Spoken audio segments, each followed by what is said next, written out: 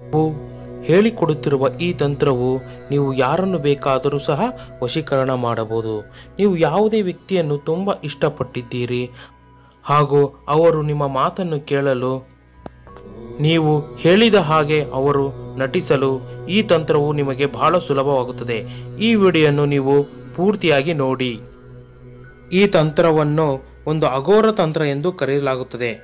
ಇಲ್ಲಿ ನೀವು ನೋಡುತ್ತಿರುವ ಒಂದು ಲಿಂಬೆಹಣ್ಣು ಹಾಗೂ ಯಾರನ್ನು ನೀವು ವಶಪಡಿಸಿಕೊಳ್ಳುತ್ತೀರೋ ಆ ವ್ಯಕ್ತಿಯ ಒಂದು ಸ್ವಲ್ಪ ಕೂದಲನ್ನು ತೆಗೆದುಕೊಳ್ಳಬೇಕಾಗುತ್ತದೆ. ಈ ತಂತ್ರವನ್ನು ನೋಡಿ ನೀವು ಮಾಡಿದರೆ ನಿಜವಾಗಿಯೂ ಯಶಸ್ಸು ಕಾಣುತ್ತೀರಿ ಹಾಗೂ ಇದನ್ನು ನೀವು ಒಳ್ಳೆಯದಕ್ಕಾಗಿ ಬಳಸಿಕೊಳ್ಳಬೇಕೇ ಹೊರತು ಯಾವುದಕ್ಕೂ ಕೆಟ್ಟದಕ್ಕಾಗಿ ಬಳಸಿಕೊಳ್ಳಬಾರದು. ನೋಡಿ, ನೀವು ಯಾರನ್ನು ಸಂಪೂರ್ಣವಾಗಿ ವಶಪಡಿಸಿಕೊಳ್ಳಬೇಕೆಂದಿದ್ದೀರೋ ಅವರ ಒಂದು ಕೂದಲನ್ನು ತೆಗೆದುಕೊಳ್ಳಬೇಕಾಗುತ್ತದೆ. ನಂತರ ಒಂದು ಲಿಂಬೆಹಣ್ಣು ಸಹ ಹಾಗೂ ಅದರ ಜೊತೆಗೆ ಕೆಂಪು ಕುಂಕುಮ ಅನ್ನು ಸಹ ತೆಗೆದುಕೊಳ್ಳಬೇಕಾಗುತ್ತದೆ. ಈ ತಂತ್ರವನ್ನು ನೀವು ಒಂದು ಸಾಂಸಾರಿಕ ಜೀವನದಲ್ಲಿ ಪ್ರಯೋಗ ಮಾಡಬಹುದು ಹಾಗೂ ಇತರ ಕಾರ್ಯಗಳಿಗೂ ಸಹ ಪ್ರಯೋಗ ಮಾಡಬಹುದು. ಒಂದು ಲಿಂಬೆಹಣ್ಣು ತಗೊಳ್ಳಿ, ಅದರಲ್ಲಿ ಒಂದು 4 ಭಾಗದಷ್ಟು ಕಟ್ಟು ಮಾಡಬೇಕಾಗುತ್ತದೆ.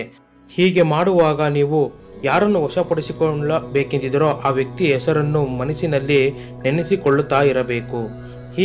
ಹೀಗೆ ಮಾಡುವುದರಿಂದ ನೀವು ಯಾರನ್ನು ಇಷ್ಟಪಡುತ್ತೀರೋ ಆ ವ್ಯಕ್ತಿಯು ನಿಮ್ಮನ್ನು ಎಲ್ಲಿ ಇದ್ದರೂ ಸಹ ಹುಡುಕಿಕೊಂಡು ಬರುತ್ತಾನೆ. ಈ ತಂತ್ರವನ್ನು ನೀವು ಒಂದು ರಾತ್ರಿ 10:30ರಿಂದ 11:30 ಒಳಭಾಗದಲ್ಲಿ ಮಾಡಬೇಕು. ಒಬ್ಬ ವ್ಯಕ್ತಿಯ ಕೂದಲನ್ನು ತೆಗೆದುಕೊಂಡು ಹೀಗೆ ಲಿಂಬೆಹಣ್ಣಿನ ಮಧ್ಯಭಾಗದಲ್ಲಿ ಹಾಕಬೇಕು. ಈ ತಂತ್ರವು ಭಾನುವಾರ ಹಾಗೂ ಶುಕ್ರವಾರ ಮಾತ್ರ ಮಾಡಬೇಕು.